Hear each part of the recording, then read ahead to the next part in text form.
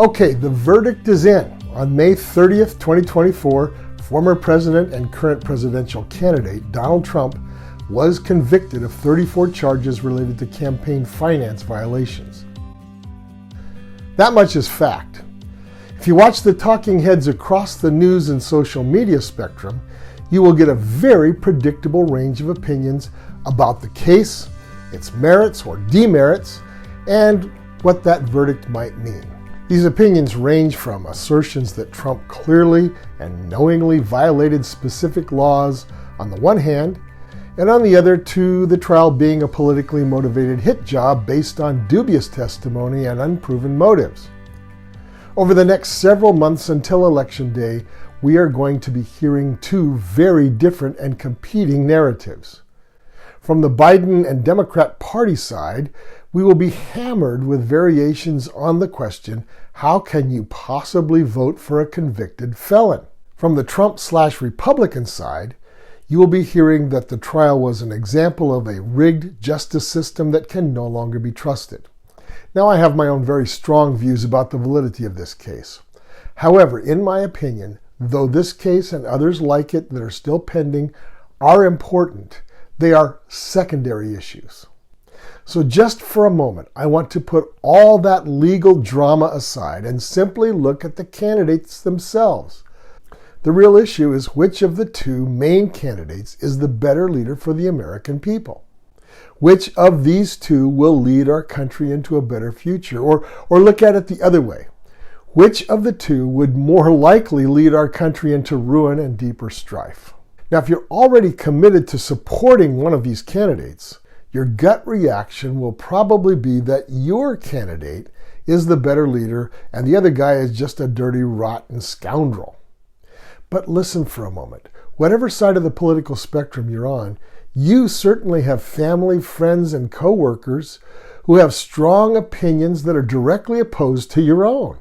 So how can we have a productive discourse on these issues when there are such strong emotions behind our commitments? So instead of just repeating the rants, let's think about the 2024 election purely from a leadership standpoint. This will help us think and talk a bit more rationally about what our country will decide on November 5th. Now, I've been in Christian leadership myself for many years, both as a senior pastor and on the pastoral staff structure of several churches. I've also had the privilege of teaching Christian leaders in a number of developing countries. So, I think I have some experience with what makes for good leadership. Now, I've selected 7 characteristics of great leaders, partly from my own experience and partly from the many articles I have read from institutions like the Harvard Business School. So here are 7 key characteristics of great leaders. Of course, at the outset, we are assuming that they are both fit for the job in terms of skill, mental ability, and overall health. Trump's skill and health seemed beyond question. Although Biden's fitness has been debated, we are going to assume that they are both skilled and fit for the office. Okay, the first leadership characteristic is transparency. Transparency simply means what you see is more or less what you get. Now, I'm sure that anyone holding the office of president is going to have to keep some facts concealed for national security or other reasons. But in terms of who they are, what their motives are, what they stand for, what they have done and why they have done it, these should be clear to the people that they lead. The flip side of transparency, of course, is lack of transparency, concealment, shady dealings behind the scenes, motives that are not as they are stated to be, bait and switch tactics in terms of promises made but not delivered on. Lack of transparency is a characteristic of toxic leadership. A second characteristic of great leadership is respectability. A leader that you don't like is difficult to follow. Respectability has to do not only with whether the person is likable, but also whether they are believable and whether you can relate to them somewhat as a person. Now, in thinking about the respectability of Trump or Biden, we should be very careful not to go by the media image that we are given. Remember that even though they claim to be neutral, the media has always been biased, but lately it seems that the media is increasingly and radically so. That means what you see on the news or in social media clips may not be an accurate portrayal of the person.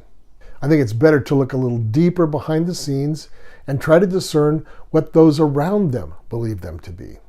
What do family members say about them? What have close associates said about them over the years?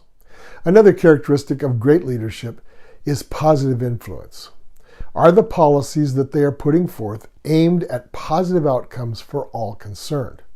Will the results of their policies bring a positive future? And that begs the question, of course, of what we mean by positive influence. And I think it means that will people be better off, safer, more prosperous, with more opportunities available to them? Overall, will people feel better about themselves and the society that they live in? Will they be less fearful about the future? Insightful vision is a characteristic of great leadership too. Where do policies and programs come from? Well, they come from some kind of vision for the future. They're based on how the world could be different if a certain path is taken. That's what I mean by vision. What do I mean by insightful vision? Well, I mean a vision that takes into account the real or perceived needs of the people who will have to live under that vision. That's important. The betterment of people, not just what policymakers in some think tank believe would be better. In other words, what do the people themselves want? Great leaders have the insight to take what people say they want, read between the lines, and discern the true needs behind what people are saying. Another characteristic is tempered empathy. In other words, does the leader really care about people, and do people perceive that the leader cares about them? I think this is one of the bigger issues of our times. Do people feel that those in power really care about them, whether in government, education, medicine, or industry? Many people from both sides of the political spectrum feel disenfranchised, and they're cynical about their leaders genuinely caring about the problems and struggles faced by the American people. It seems that a growing percentage of the population believe that their leaders are mostly serving their own interests and advancement. A caring leader who is perceived to be caring will gain the hearts and minds of most people. Just a couple more. Decisive action is a vital leadership characteristic.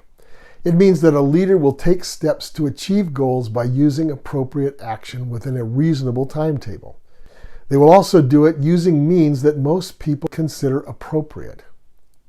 So, which candidate delivers on his promises? Great leaders do what they say they're going to do. The final characteristic is resilience. Resilience means that you're able to survive setbacks. It means that you don't give up easily. It means that you're able to revise your goals when necessary. It means that you can overcome disappointment. It means that you can forgive people. It means that you can learn from your mistakes. It means that you can adjust to changing circumstances to achieve your goals. It means that you can endure through suffering and injustice. Great leaders often have suffered deeply in their personal lives. That's one of the reasons that they can empathize with the people that they lead. Okay, so having heard these 7 characteristics of great leaders, which of the 2 main candidates, Trump or Biden, fits them the best? My opinion is that neither one fits all 7 perfectly. But then I doubt whether any leader except Jesus Christ could fit all 7. When choosing leaders in any context, political, educational, business, or church, you just have to settle for the best that you can get under the circumstances without demanding perfection. I hope this video has helped us all think a little more clearly in these turbulent times.